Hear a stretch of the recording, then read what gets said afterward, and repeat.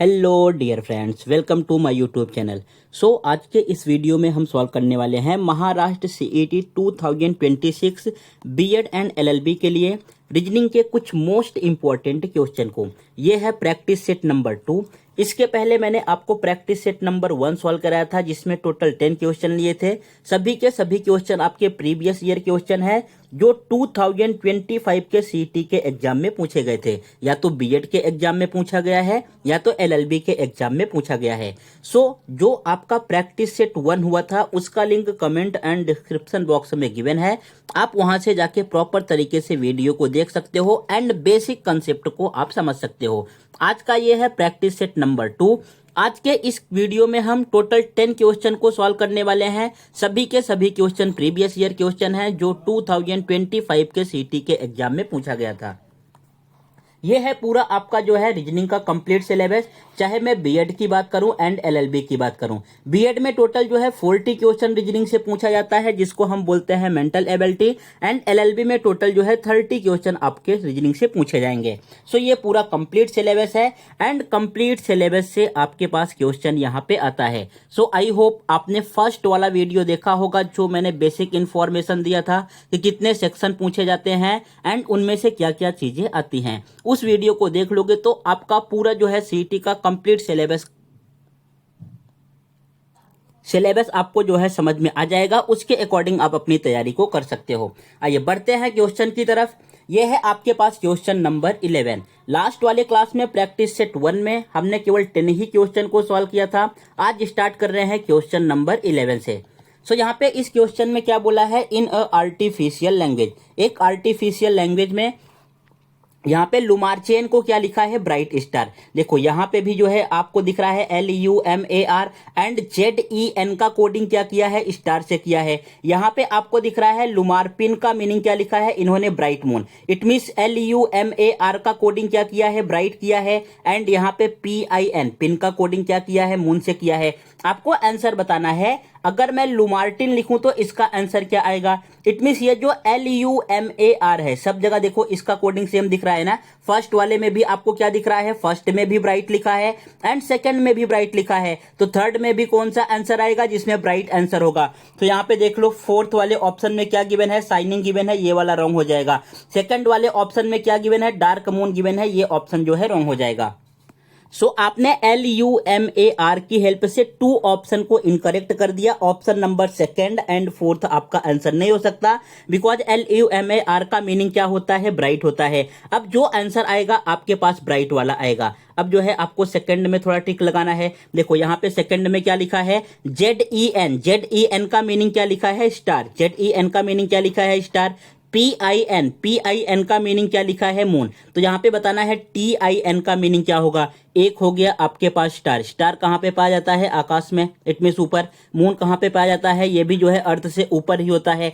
अब आपको बताना है इसमें से ये जो आपको सन दिख रहा है, ब्राइट सन एंड यहाँ पे ब्राइट लाइट। कौन सा ऑप्शन करेक्ट होगा इसके अकॉर्डिंग। देखो यहाँ पे जो है आपको दिख रहा है स्टार गिवन है एंड सेकंड में मून गिवन है। स्टार मून तो थर्ड कौन सा आ सकता है, लाइट आ सकता है कि सन। तो आपके माइंड में आइडिया आ रहा होगा ना, कौन सा आ सकता है, सन आ सकता है। तो इसका करेक्ट ऑप्शन हो जाएगा option number A, bright sun. Got it, कौन सा करेक्ट होगा, ब्राइट सन। समझ गए।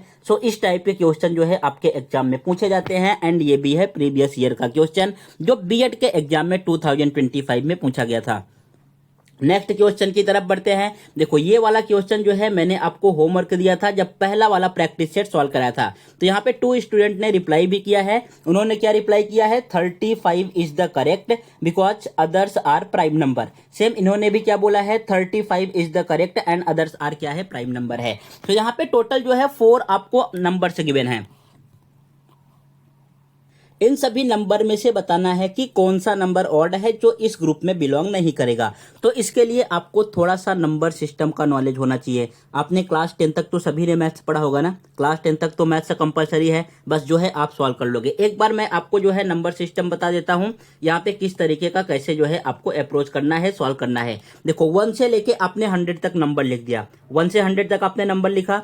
इसमें से जो 1 है, 1 के बाद एक गैप छोड़ के 1 के बाद नेक्स्ट क्या आएगा, 3। 3 के बाद नेक्स्ट क्या आएगा 5, 1 1 का गैप छोड़ना है। 5 के बाद नेक्स्ट क्या आएगा 7, 7 के बाद नेक्स्ट क्या आएगा 9। इनको हम बोलते हैं ऑड नंबर। कौन सा नंबर बोलते हैं? ऑड नंबर या तो विषम संख्या। कौन सा नंबर बोलेंगे? Odd number. अगर जो है आप 1 से लेके 100 तक काउंट करोगे तो टोटल आपके पास जो है 50 ऑड नंबर आएंगे। कितने ऑड नंबर आएंगे? टोटल जो है 50 ऑड नंबर आएंगे। अब जो आपने गैप छोड़ा था उनको भी जो है आप ले लो। इट मींस 1 को आपने ले लिया, अब 2 को लो। 2 के बाद नेक्स्ट कौन सा आएगा 4, 4 के बाद नेक्स्ट कौन सा आएगा 6, 6 के बाद नेक्स्ट क्या होता है 8, 8 के बाद नेक्स्ट क्या होगा 10। इनको हम बोलते हैं इवन नंबर। कौन सा नंबर बोलेंगे? Even number. इवन नंबर का मीनिंग होता है ऐसे नंबर जो 2 से कंप्लीटली डिवाइड हो जाए उनको कौन सा नंबर हम बोलते हैं? Even number.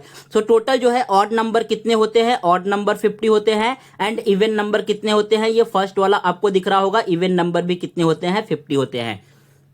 अब थर्ड टाइप इसमें आता है प्राइम नंबर। प्राइम नंबर भी जो है आपने पढ़ा होगा। प्राइम नंबर का मीनिंग क्या होता है? जिसके एग्जैक्टली 2 ही फैक्टर हो। प्राइम नंबर का मीनिंग क्या होता है? जिसके एग्जैक्टली कितने फैक्टर हो? केवल 2 ही फैक्टर हो। ये फैक्टर कौन से होने चाहिए? एक तो 1 होना चाहिए और दूसरा इटसेल्फ वो खुद का नंबर होना चाहिए। एक तो 1 होना चाहिए और दूसरा कौन सा होना चाहिए? इटसेल्फ। अगर मैं एग्जाम्पल की बात करूं, जैसे मैंने यहां पे 1 ले लिया। अब 1 ले लिया तो 1 के बताओ कितने फैक्टर हैं? इट मींस 1 कौन कौन से टेबल में आता है? 1 जो है 1 के ही टेबल में आएगा और तो किसी में आएगा नहीं। देखो प्राइम नंबर का मीनिंग क्या होता है? टोटल 2 फैक्टर होने चाहिए, 1 एंड इटसेल्फ। इट मींस 1 जो है आपका प्राइम नंबर नहीं है। सेकंड नंबर मैंने लिया 2। यहाँ पे 2 को चेक करो, 2 प्राइम नंबर है क्या? 2 कौन कौन से टेबल में आता है? 1 का टेबल रीड करो, 1 2 या 2, हाँ इसमें आएगा। 1 के टेबल में सभी नंबर आते हैं एंड 2 जो है इटसेल्फ के टेबल में आता है, 2 1 या 2। देखो 2 के जो है 2 फैक्टर दिख रहे हैं ना, 1 and itself. It means first जो है आपके पास प्राइम नंबर कौन सा है? 2 है। उसके बाद नेक्स्ट 3 4 5 7 ऐसे आप काउंट करते जाओगे तो आपको प्राइम नंबर मिल जाएंगे। अगर मैं 1 से 100 की बात करूं, 1 से 100 की बात करूं तो टोटल जो है 25 प्राइम नंबर होते हैं। कितने होते हैं? 25 प्राइम नंबर, जो कि आपको यहाँ पे लाइन वाइज दिख रहे हैं। ये सब क्या है? प्राइम नंबर हैं। ये मोस्ट इंपॉर्टेंट क्वेश्चन है। बीएड के भी एग्जाम में आया है, एलएलबी के भी एग्जाम में आया है एंड अदर्स गवर्नमेंट एग्जाम में भी पूछा गया है। तो आपको बहुत ध्यान से समझना है ये प्राइम नंबर वाला केस। Got it? सो ये सब क्या हो गए? प्राइम नंबर हो गए। अगर मैं 1 से लेके 100 की बात करूं तो टोटल कितने प्राइम नंबर होते हैं? 25। एक क्वेश्चन और पूछा गया था 1 से लेके 50 के बीच में। 1 से लेके 50 के बीच में टोटल कितने प्राइम नंबर होते हैं? सो यहाँ पे 15 प्राइम नंबर होंगे, 15 प्राइम नंबर होंगे। नेक्स्ट क्वेश्चन ये है, अगर मैं 50 से लेके 100 तक काउंट करूं, 50 से लेके 100 तक काउंट करूं तो टोटल कितने प्राइम नंबर आएंगे? यहाँ पे जो है आपके पास टोटल प्राइम नंबर आते हैं 10। अब इन दोनों को ऐड करके एक बार चेक कर लो। अगर मैं 1 to 100 काउंट करूं तो टोटल कितने प्राइम नंबर आएंगे? अगर 15 में जो है 10 ऐड करोगे तो आपके पास कितना आ जाएगा? 25 प्राइम नंबर। यहां से आप सब कुछ जो है चेक कर सकते हो। नेक्स्ट नंबर आपको दिख रहा है composite number. What is mean bye composite? जो 1 के भी टेबल में आए, इटसेल्फ के भी टेबल में आए, इट मींस खुद के टेबल में आए एंड कोई अदर्स नंबर के भी टेबल में आए। इट मींस इसके जो है कितने फैक्टर होने चाहिए? इसके जो है मिनिमम 3 फैक्टर होने चाहिए। कितने फैक्टर होने चाहिए? मिनिमम 3 फैक्टर होने चाहिए। 3 से ज्यादा तो हो सकता है लेकिन 3 से कम नहीं होना चाहिए। प्राइम नंबर में केवल 2 फैक्टर होने चाहिए, 1 एंड इटसेल्फ। कंपोजिट नंबर में मिनिमम जो है 3 फैक्टर होने चाहिए। फॉर एग्जाम्पल जैसे मैंने यहाँ पे 4 ले लिया। अब भैया 4 जरा चेक करो कौन कौन से टेबल में आता है। 4 जो है 1 के टेबल में आता है, 2 के भी टेबल में आता है एंड 4 के भी टेबल में आता है। इट मींस ये जो 4 है ना, कैसा नंबर है? ये आपके पास कंपोजिट नंबर है। कौन सा नंबर है? Composite number. एक और एग्जांपल लेके मैं आपको एक्सप्लेन कर दे रहा हूं। मान लो मैंने यहाँ पे ले लिया 6।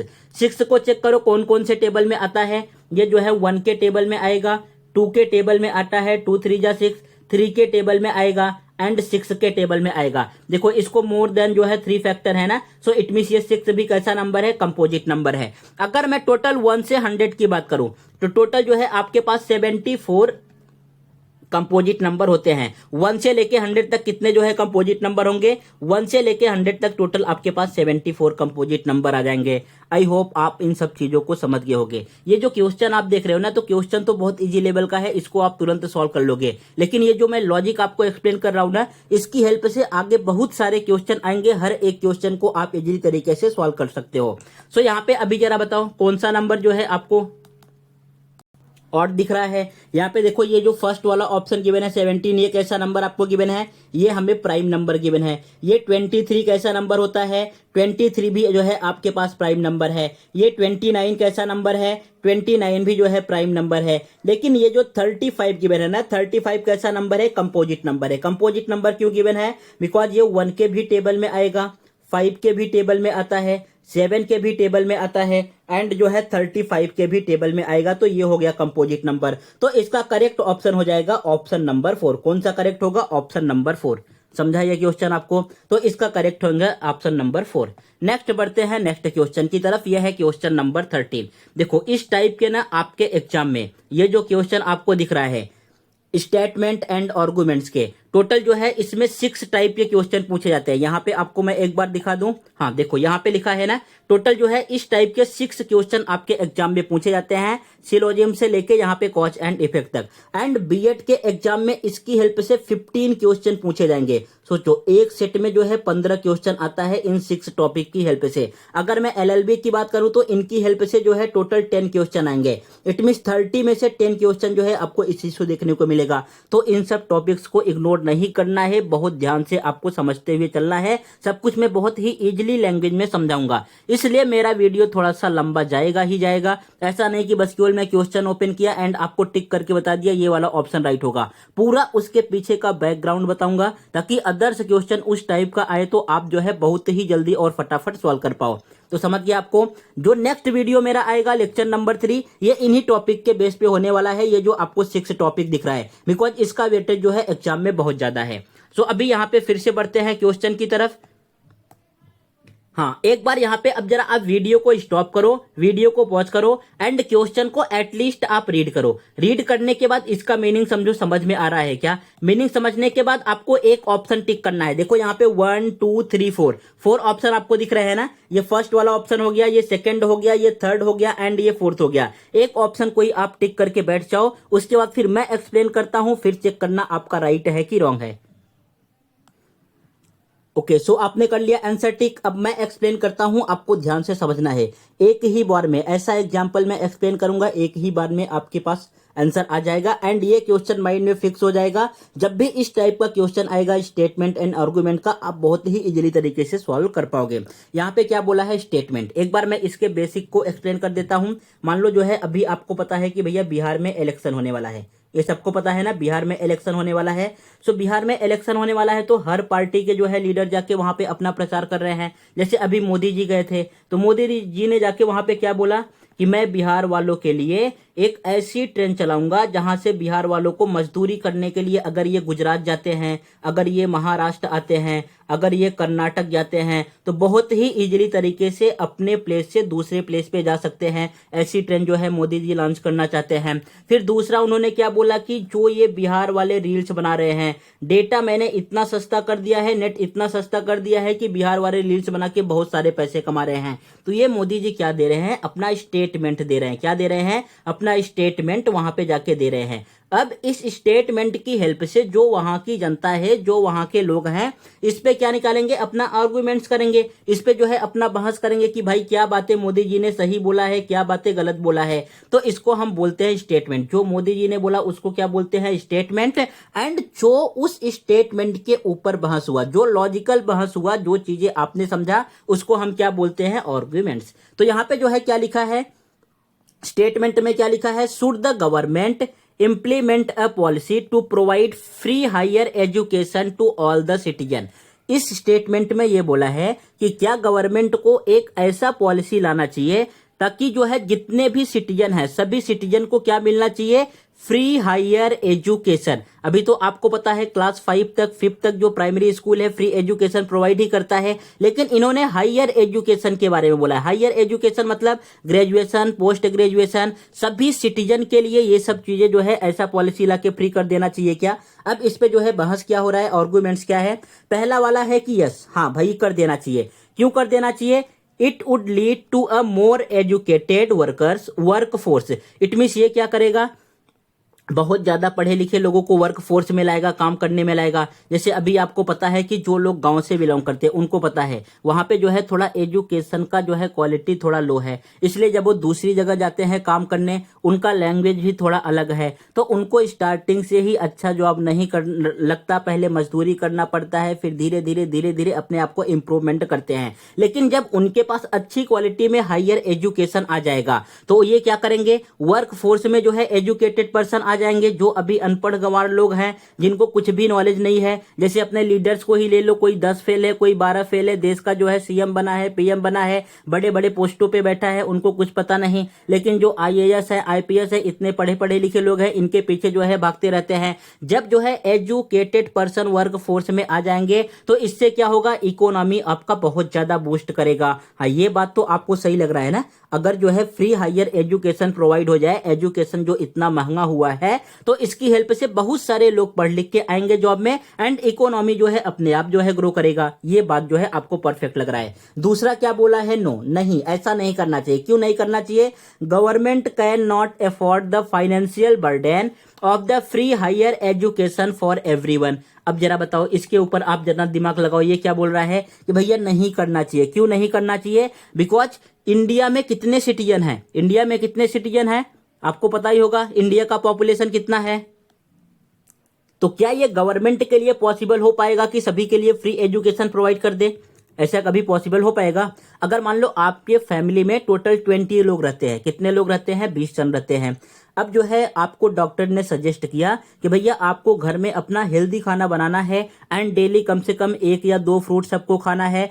इट मीन्स जो है एक लिस्ट उन्होंने बना के रख दिया ऐसा, और घर में केवल कमाने वाले एक ही पर्सन है। तो क्या ये पॉसिबल हो पाएगा, एक जन जो है कमा के सबको खिला पाएंगे 20 लोगों को, और इतना हेल्दी खाना नहीं हो पाएगा ना। तो सेम कंडीशन ये भी है। फर्स्ट, ये जो डॉक्टर बोल रहा है कि हेल्दी फूड खाना है एंड इन सब चीजों को करना है, ये आर्गुमेंट भी स्ट्रांग है आपका। क्यों स्ट्रांग है, बिकॉज अगर हेल्दी खाओगे तो हेल्दी रहोगे, बीमार कम पड़ोगे। लेकिन जो दूसरा आप सोच रहे हो वो भी राइट है कि एक जन कमा के जो है टोटल 20 जन का जो है नहीं कर सकते। क्यों नहीं कर सकते, बिकॉज महंगाई आपको पता है। तो सेम ये सेकंड वाला भी आपको राइट लग रहा होगा। राइट इसलिए है कि गवर्नमेंट जो है इतने सारे लोग हैं तो किनका किनका जो है फ्री एजुकेशन में इन्वॉल्व कराएगी, तो इनके लिए जो है फाइनेंशियल बर्डन बहुत ज्यादा हो जाएगा, गवर्नमेंट जो है ये काम नहीं कर सकती। तो दोनों आर्गुमेंट्स यहाँ पे क्या निकले हैं, दोनों आर्गुमेंट्स स्ट्रांग है। तो कौन सा ऑप्शन करेक्ट है, ऑप्शन नंबर 3 वाला आपको करेक्ट लग रहा होगा। Both arguments first and second और स्ट्रांग, गॉट इट। सो इस तरीके से आपको सोचना है। पहले स्टेटमेंट सोचना है, लॉजिकल थिंकिंग, अच्छा स्टेटमेंट ये बोल रहा है, फिर इसके पीछे का आर्गुमेंट्स क्या है उसके बारे में आपको सोचना है। एंड जो आप सोच रहे हो करेक्ट होना चाहिए, ऐसा नहीं कि अपने अकॉर्डिंग पूरे जो है हर एक चीजों को ध्यान में रखते हुए सोच के आपको आंसर देना है। मान लो जो है आप क्लासरूम में बैठे हो, क्लासरूम में कोई बच्चा जो है मस्ती कर रहा है। अब जो है एक कमजोर है, दूसरा स्ट्रांग है, दोनों जन जो है मस्ती कर रहे हैं, टाइम पास कर रहे हैं। जो स्ट्रांग वाला होगा क्या करेगा, कमजोर वाले को एक थप्पड़ लगा दिया। अब जो है कमजोर वाला बच्चा क्या आ गया, आपके पास आ गया जो है कंप्लेन लेके कि इसने मुझे मारा। तो ऐसा नहीं कि जैसे ही उसने कंप्लेन किया आप जो है उस बच्चे को पीट दो। पहले आपको क्या सोचना पड़ेगा, दोनों पॉइंट ऑफ व्यू से सोचना पड़ेगा कि इसको क्यों मारा, इसने भी तो कुछ न किया होगा ना। तो आपको लास्ट में जाके पता चलेगा कि मस्ती दोनों के बीच में चल रही थी। जब ये पीटा गया तो उसके बाद आया मेरे पास, पहले आके नहीं बताया कि ये मुझे परेशान कर रहा है। तो इस तरीके से ओवरऑल पॉइंट ऑफ व्यू से आपको सोच के आंसर रिप्लाई करना है, ऐसा नहीं कि बस केवल आप अपने थिंकिंग से सोचो। समझ गया। तो ये क्वेश्चन नंबर 13 आपका कंप्लीट हुआ। नेक्स्ट बढ़ते हैं, सेम एक ऐसा क्वेश्चन और है, स्टेटमेंट एंड अजम्पशन। ये क्वेश्चन जो है इसके पीछे वाला क्या था, स्टेटमेंट एंड आर्गुमेंट्स, यहाँ पे क्या है, स्टेटमेंट एंड अजम्पशन। अब जरा यहाँ पे फिर से वीडियो को पॉज करो एंड एक बार ट्राई करो आप सॉल्व कर पा रहे हो कि नहीं, फटाफट जो है करो जरा। सो रीड कर लिया, अपने आंसर टिक किया, ओके। अभी मैं एक्सप्लेन करता हूं। देखो यहाँ पे स्टेटमेंट का तो मीनिंग सेम होगा, स्टेटमेंट मीन्स कोई एक स्टेटमेंट दिया गया। अब अजम्पशन का मीनिंग क्या होता है, जैसे अभी आपने लास्ट वाले स्लाइड में समझा कि भाई आर्गुमेंट्स का मीनिंग क्या होता है, किसी चीज के ऊपर डिस्कस करना या बहस करना। अजम्पशन का क्या मीनिंग होता है, इसको हिंदी में बोलते हैं मान्यता। क्या बोलते हैं, मान्यता। अब भैया मान्यता का मीनिंग क्या होता है कि जैसे आपके घर में एक मान्यता चलता है, एक अजम्पशन चलता है कि आपको डेली एटलीस्ट 10 से 15 मिनट 20 मिनट भगवान को याद करना चाहिए, उनका पूजा पाठ करना चाहिए। अगर आप भगवान का पूजा पाठ कर रहे हो तो आप लाइफ में सुखी रहोगे। एक ये जो है अजम्पशन हो गया, कोई एक स्टेटमेंट किसी ने दिया, इसके पीछे का अजम्पशन ये है कि हाँ भैया डेली जो है इतने मिनट भगवान के सामने आपको बिताना चाहिए, पूजा पाठ करना चाहिए। नेक्स्ट, ऐसा मान लो अगर ये नहीं समझा, आपको डेली कम से कम आधे घंटे एक्सरसाइज करना चाहिए, योगा करना चाहिए, व्यायाम करना चाहिए, रनिंग करना चाहिए। इससे क्या होगा, आपका बॉडी फिट रहेगा। ये सब क्या है, ये सब अजम्पशन है। ये सब क्या है, इसी को हम बोलते हैं अजम्पशन की ऐसा जो है सोसाइटी में, समाज में माना गया है। What it. अब यहाँ पे स्टेटमेंट में क्या बोल रहा है, स्टेटमेंट में बोला है the government has announced a new policy to provide free text book to all student in public school. Government ने क्या किया है, एक अनाउंसमेंट किया है, न्यू पॉलिसी अनाउंसमेंट किया है। उसमें क्या कर रहे हैं ये लोग, जो पब्लिक स्कूल है ना उसमें जो है फ्री टेक्स्ट बुक जो है स्टूडेंट को दे रहे हैं। जो पब्लिक स्कूल है उसमें क्या कर रहे हैं, फ्री टेक्स्ट बुक दे रहे हैं। अब इनके पीछे का अजम्पशन क्या है, जरा एक बार इनको देखो एंड उसकी हेल्प से बताओ कौन सा ऑप्शन राइट होगा। फर्स्ट वाला क्या बोला है, देखो अजम्पशन ए में क्या बोला है, providing free text books will improve the quality of education in public school. अगर जो है आप फ्री टेक्स्ट बुक प्रोवाइड कर रहे हो पब्लिक स्कूल के बच्चों को, तो ये क्वालिटी ऑफ एजुकेशन को क्या करेगा, इंप्रूव करेगा। इट मींस वहां का जो एजुकेशन का क्वालिटी है वो अपने आप ऊपर जाएगा। अगर सभी बच्चे के पास टेक्स्ट बुक हो गया, सभी बच्चों के पास नोटबुक हो गया, तो अपने आप जो है क्वालिटी ऑफ एजुकेशन ऊपर ही जाएगा ना, इंप्रूव ही करेगा। तो ये फर्स्ट वाला तो आपके पास राइट है। अभी तो मान लो अगर आप किसी सिटी में रह रहे हो ना, जैसे मुंबई में रह रहे हो, पुणे में रह रहे हो या नासिक में रह रहे हो, कहीं अच्छे सिटी में रह रहे हो, तो ये सब चीजें आपको लगेगा कि यार ये सर क्या बात कर रहे हैं, ऐसा भी होता है। लेकिन अगर आप गांव में चले जाओगे ना, तब जाके आपको पता चलेगा कि बच्चों के पास टेक्स्ट बुक ही नहीं रहता। उनके पास इतने भी पैसे नहीं है कि वो प्रॉपर तरीके से टेक्स्ट बुक ले पाए, नोटबुक ले पाए, ग्राफ बुक ले पाए, स्केल ले पाए, पेंसिल ले पाए। इस तरीके का जो है कंडीशन वहां पे रहता है। बहुत सारे जो प्राइमरी स्कूल चलते हैं ना, बहुत सारे उसमें ऐसे लोग पढ़ने जाते हैं जो बस केवल खाने पीने के चक्कर में जाते हैं। भैया वहां पे फ्री का खाना मिलता है, चलो खाना खाएंगे, वहां से सामान मिलता है, घर पे लेके जाएंगे। जो गरीब के बच्चे जाते हैं इसी चक्कर में जो है प्राइमरी स्कूल में जाके अपना एडमिशन कराते हैं, वहां से स्कॉलरशिप आएगा, वजीफा आएगा। तो ये सब चीजें अगर आप गांव से रिलेट करते हो, गांव में कभी गए हो, चीजों को समझे हो, तो आपको प्रॉपर तरीके से समझ में आएगा। अगर बस केवल आप सिटी में ही रहे हो, बस केवल मोबाइल पे देखे हो, तो ये सब चीजें जो है आपको थोड़ा सा अजीब लगेगा। नेक्स्ट बी वाले में क्या बोल रहा है, some student in public school can not afford to buy text book. Public school में बहुत सारे या कुछ बच्चे ऐसे होते हैं जो टेक्स्ट बुक को खरीद नहीं पाते, अफोर्ड नहीं कर पाते। तो ये वाला भी राइट है, दोनों भैया इसमें राइट हैं। तो कौन सा जो है दोनों वाला राइट वाला ऑप्शन गिवन है, यहाँ पे बोला है only assumption A is implicate, ये वाला गलत हो गया, दोनों जो है राइट है। इसमें बस केवल बोला है बी के बारे में। यहाँ पे बोला है नाइदर, नाइदर मतलब कोई भी नहीं बिलोंग करेगा, ये भी गलत हो गया। अगर 4 ऑप्शन का गिवन है, 3 ऑप्शन गलत हो गए, तो चौथा वाला ऑप्शन जो है क्या होगा, राइट होगा। Both assumption A and B are implicit. समझ गया आपको। तो देखो ये सब टाइप के क्वेश्चन ना बहुत ही ज्यादा इंपॉर्टेंट है। मान के चलो 40 क्वेश्चन में से 50 क्वेश्चन बीएड के एग्जाम में आ रहा है, 15 क्वेश्चन एंड 30 क्वेश्चन में से 10 क्वेश्चन एलएलबी के एग्जाम में आ रहा है। तो ऐसे क्वेश्चन को आपको छोड़ना नहीं है, बहुत ध्यान से करना है। क्वेश्चन नंबर 13 हो गया, 14 हो गया। नेक्स्ट बढ़ते हैं क्वेश्चन नंबर 15 की तरफ। सोचो इससे इजी और क्वेश्चन क्या बन सकता है। यहाँ पे एक बार जरा क्वेश्चन को रीड करो। रीड कर लिया आपने। यहाँ पे देखो क्या लिखा है, इसको हमें ये जो है 4 आपको गिवन है, इनको हमें लॉजिकल सीक्वेंस में लगाना है। कैसे लॉजिकल सीक्वेंस में लगाना है, related to higher education. It means पहले जो है आपको लोअर लेना है, फिर उससे ऊपर वाला लेना है, फिर उससे वाला ऊपर लेना है। इस तरीके से जो है आपको एक लॉजिकल सीक्वेंस में लगाना है। फर्स्ट वाला गिवन है post graduation, it means PG given है। सेकंड गिवन है पीएचडी, थर्ड गिवन है under graduation and fourth given है स्कूलिंग। तो पहले आप कहां से स्टार्ट करते हो, पहले आप पीएचडी करते हो कि पहले स्कूल से स्टार्ट करते हो? तो पहले वाले पोजीशन पे कौन सा आ जाएगा, ये वाला आने वाला है। इट मीन्स फर्स्ट किससे स्टार्ट होना चाहिए, ऑप्शन फर्स्ट जो है 4 से स्टार्ट होना चाहिए। देखो ऑप्शन नंबर पहले में 4 से स्टार्ट है, ये राइट आंसर हो सकता है। ऑप्शन नंबर थर्ड में भी 4 से स्टार्ट है, ये भी राइट आंसर हो सकता है। लेकिन ये जो option number second and fourth given है ना, ये कभी भी राइट आंसर नहीं हो सकता, बिकॉज ये थर्ड से स्टार्ट किया है एंड ये फर्स्ट से। देखो यहाँ पे ये थर्ड से स्टार्ट किया है, ये फर्स्ट से, तो ये दोनों ऑप्शन एलिमिनेट हो गए। अगर यहाँ पे अब आप तुक्का भी लगाते हो, आपके पास टाइम कम है, तो 50% चांस रहेगा कि आपका आंसर क्या हो जाए, राइट हो जाए। Got it? सो अब यहाँ पे एक बार चेक कर लो। आप पहले आप स्कूल में जाओगे, स्कूल के बाद फिर क्या करोगे, अंडर ग्रेजुएट करोगे ना। उटमीस जो है क्या आना चाहिए, 4 के बाद आपके पास 3 आना चाहिए। 4 के बाद कौन सा ऑप्शन आना चाहिए, 3 आना चाहिए। यहाँ पे देखो 4 के बाद क्या गिवन है, 1 गिवन है, तो ये ऑप्शन इनकरेक्ट हो गया। बचा कौन सा ऑप्शन नंबर पहला, तो यही वाला राइट हो जाएगा। अगर आपका 10 से 15 सेकंड भी एक क्वेश्चन के पीछे बच रहा है, तो ये भी आपको लॉजिक सीखते हुए चलना है। हर एक वीडियो में इन सब लॉजिक को बताते हुए चलूंगा, कैसे आपको टाइम मैनेजमेंट करना है एंड सेव करना है एंड सभी कंप्लीट क्वेश्चन को सॉल्व करना है। तो ये सब चीजें चलते हुए करना है आपको। देखो आपने केवल 2 ही चेक किया, अगर ये भी 2 चेक करते तो मान लो आपको यहाँ पे 10 सेकंड और लग जाते, लेकिन ये जो 10 सेकंड आपने बचा लिया दूसरे क्वेश्चन में काम आएगा। तो इसी तरीके से आपको टाइम सेव करते हुए चलना है। इसका करेक्ट आंसर क्या आ गया, 4 3 1 2, ऑप्शन नंबर फर्स्ट। नेक्स्ट बढ़ते हैं क्वेश्चन नंबर 16 की तरफ।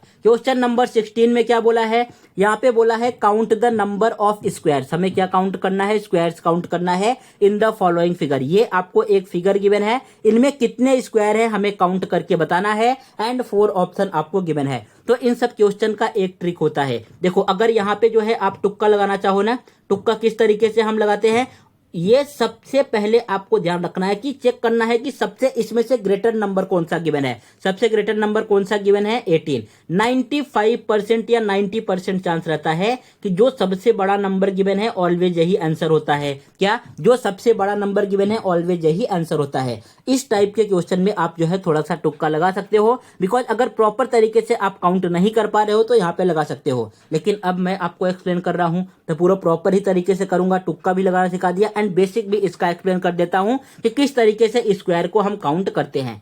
चलिए यहाँ पे आपको मैं एक्सप्लेन करता हूं स्क्वायर को कैसे काउंट किया जाता है। सो यहाँ पे फर्स्ट आपको समझना है स्क्वायर का मीनिंग क्या होता है। ये तो आप क्लास 6 7 8 9 10 सब जगह पढ़े होंगे। जिनके सभी साइड इक्वल होते हैं उनको हम क्या बोलते हैं, स्क्वायर बोलते हैं। जैसे आपको ये दिख रहा है, तो इसमें जरा काउंट करो कितने स्क्वायर आपको दिख रहे हैं। इसमें केवल एक ही स्क्वायर है ना, यहाँ पे ये फर्स्ट वाला है तो ये केवल एक ही स्क्वायर हो गया। अब ये जो सेकंड वाला फिगर दिख रहा है, भैया आपके पास ऐसा एक स्क्वायर था, इसमें मैंने एक लाइन इस तरीके से ड्रॉ कर दिया, दूसरा इस तरीके से ड्रॉ कर दिया। तो अब आपको बताना है इसमें कितने स्क्वायर आएंगे। अब जरा यहाँ पे हम लोग काउंट करते हैं कितने आएंगे। देखो एक तो आपको ये दिख रहा है, इट मींस ये वाला बॉक्स। दूसरा बॉक्स जो है आपको ये दिख रहा है, 2 यहाँ पे हो गए। तीसरा बॉक्स आपको ये दिख रहा है, ये हो गए। एंड चौथा बॉक्स आपको ये दिख रहा है, 4 हो गए। टोटल इसमें कितने स्क्वायर दिख रहे हैं, छोटे छोटे 4 हो गए। एंड एक ये जरा बड़ा वाले पे ध्यान दो। कौन से बड़े वाले पे, ये जो आपने ब्लू कलर से ड्रॉ किया है, ये भी तो एक स्क्वायर है ना, यहां से लेके यहां तक एंड यहां से लेके यहां तक पूरा कंप्लीट नीचे तक एंड यहां से लेके पूरा यहां तक।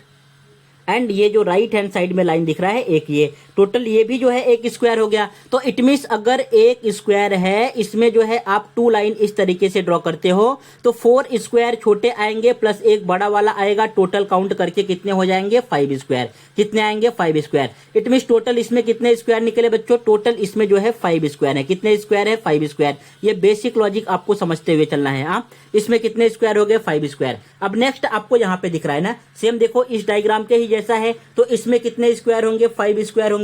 इसमें कितने स्क्वायर होंगे, 5 स्क्वायर होंगे। इसमें कितने स्क्वायर होंगे, 5 स्क्वायर होंगे। इतना समझ गया। इस तरीके से हम स्क्वायर को काउंट करते हैं। अब चलते हैं अपने क्वेश्चन की तरफ और क्वेश्चन में देखते हैं किस तरीके से सॉल्व करने वाले हैं। देखो अब यहाँ पे आपको क्या समझना है कि सबसे पहले भैया ये वाला ले लो, ये जो मैं ब्लैक कलर से कर रहा हूं।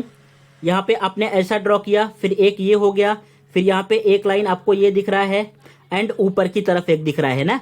एंड ये जो है आपके पास यहाँ पे ऐसा है एंड ये इस तरीके से है। टोटल अब जरा बताओ इसमें कितने स्क्वायर होंगे। अभी आपने देखा इस तरह का फिगर रहता है तो कितने स्क्वायर आते हैं, टोटल 5 स्क्वायर आएंगे। इट मींस 5 स्क्वायर तो यहाँ से है, प्लस का साइन लगाओ यहाँ पे। नेक्स्ट जो है अभी दूसरा मैं रेड कलर से कर रहा हूं, इस पे जरा ध्यान दो। देखो एक जो है इस तरीके से गया है लाइन, फिर जो है यहाँ पे नीचे की तरफ आया है ऐसा करके, फिर से यहाँ पे नीचे की तरफ आया है, फिर से ऐसा गया है। एंड देखो इसमें जो है 2 लाइन इस तरीके से ड्रॉ किए हैं। अब ये जो रेड वाला कलर किया इसमें टोटल कितने स्क्वायर होंगे, इसमें भी तो 5 ही होंगे ना, तो ये भी जो है 5 स्क्वायर हो गए। अरे समझ रहा है कि नहीं, कुछ समझेगा, बहुत ध्यान से समझोगे तो समझेगा। ये टाइम पास वाली चीजें नहीं है कि आप लेट के वीडियो देख रहे हो सोचो समझ जाएगा तो समझ जाएगा, थोड़ा सा आपको इसमें ध्यान और मेहनत देना होगा। नेक्स्ट आगे की तरफ बढ़े। ओके, इतना आपको समझ गया ना। ओके, नेक्स्ट अभी मैं आपको बताता हूं। देखो यहाँ पे क्या करना है, अभी मैं येलो कलर से कर रहा हूं, थोड़ा आप ध्यान देना। देखो एक जो मैं ये लाइन ड्रॉ कर रहा हूं, इसको ड्रॉ किया यहाँ पे ब्लैक कलर से ऊपर यहाँ तक गया। उसके बाद नेक्स्ट फिर यहाँ से जो है मैं यहाँ तक आया, व्हाट इट। उसके बाद नेक्स्ट इस वाले लाइन को यहाँ पे ज्वाइन कर दिया एंड इसको जो है यहाँ से ज्वाइन किया। एक ऐसा जो है स्क्वायर दिख रहा है, इसमें जो है 2 लाइन इस तरीके से ड्रॉ किए हैं। फर्स्ट ये हो गया एंड सेकंड ये हो गया। अब जरा बताओ इसमें कितने स्क्वायर होंगे बच्चों, बोलो इसमें कितने स्क्वायर होंगे। इस टाइप का फिगर रहता है तो टोटल कितने स्क्वायर आते हैं, टोटल 5 आएंगे। सो यहां से भी आपके पास कितने आ जाएंगे, यहां से भी आपके पास आने वाले हैं 5। कितने आने वाले हैं, 5। सो टोटल यहां तक कितने हो गए, आपके पास 15 आ गए। नेक्स्ट ये देखो फिर से मैं ब्लैक कलर से कर रहा हूं। नेक्स्ट आपको दिख रहा होगा यहां से लेके ये जो मैं लाइन ड्रॉ कर रहा हूं, एक इतना बड़ा सा यहां पे, फिर लेफ्ट हैंड साइड में नीचे की तरफ मूव कर रहा हूं ये वाला, फिर जो है यहाँ पे नीचे की तरफ बॉर्डर लाइन जो है कर रहा हूं। उसके बाद राइट हैंड साइड में ये टोटल कितने हो गए, यहाँ से जो है आपके पास 1 आ गया ना। सो ये जो है आपके पास 1 हो गया। सो यहाँ पे +1 और ऐड कर दो, ये हो गया +1। उसके बाद नेक्स्ट और देखो कहीं पे आपको दिख रहा है क्या, हाँ जी एक और दिख गया। कहाँ पे दिख गया, देखो एक आपके पास ये है यहाँ से लेके यहाँ तक, उसके बाद यहाँ से लेके यहाँ तक एक स्क्वायर ये भी है। टोटल इसमें एक और ऐड कर दो, एक और आपने ऐड कर दिया। जरा काउंट कर लो कितने हो गए, 5 3 जा 15 16 एंड 17। अभी तक आपने 17 काउंट कर लिया है। अब जरा एक बार ऑप्शन की तरफ नजर दौड़ाओ, ऑप्शन में क्या क्या ऑप्शन दे रखे हैं। देखो 12 दे रखा है, 12 आप क्रॉस कर चुके हो। 14 दे रखा है, 14 भी आप जो है क्रॉस कर चुके हो। यहाँ पे 18 गिवन है, 16 दे रखा है, 16 भी आप क्रॉस कर चुके हो। इट मीन कौन सा ऑप्शन करेक्ट होगा, ऑप्शन नंबर 30 हो जाएगा 18। ऐसा नहीं कि आप सभी काउंट करने में अपना टाइम वेस्ट कर दो, ऑप्शन की तरफ नजर आपको देखते रहना है कौन सा ऑप्शन राइट आने वाला है। जैसे ही आपको पता चला भाई मैंने 17 तक तो काउंट कर लिए हैं, अब आपने देखा तीनों ऑप्शन एलिमिनेट हो गए, केवल एक ही ऑप्शन राइट होगा। हो सकता है इसमें कहीं एक और स्क्वायर छुपा हो, आप चेक नहीं कर पा रहे हो, तो इसलिए ऑप्शन का हेल्प लेना है। करेक्ट आंसर क्या आ जाएगा, option number 3। What it. So जो भी इस टाइप के क्वेश्चन आएंगे ऑलवेज ये ध्यान रखना है, स्क्वायर काउंट करने वाला, ट्रायंगल काउंट करने वाला, रेक्टेंगल काउंट करने वाला, सर्कल काउंट करने वाला, या तो वाटर एंड इमेज से, डाइस से, तो इन सब चीजों में ऑप्शन ऑलवेज की हेल्प लेके क्वेश्चन को सॉल्व करते हैं। आगे बढ़ जाएं। देखो ये हो गया आपका क्वेश्चन नंबर 16।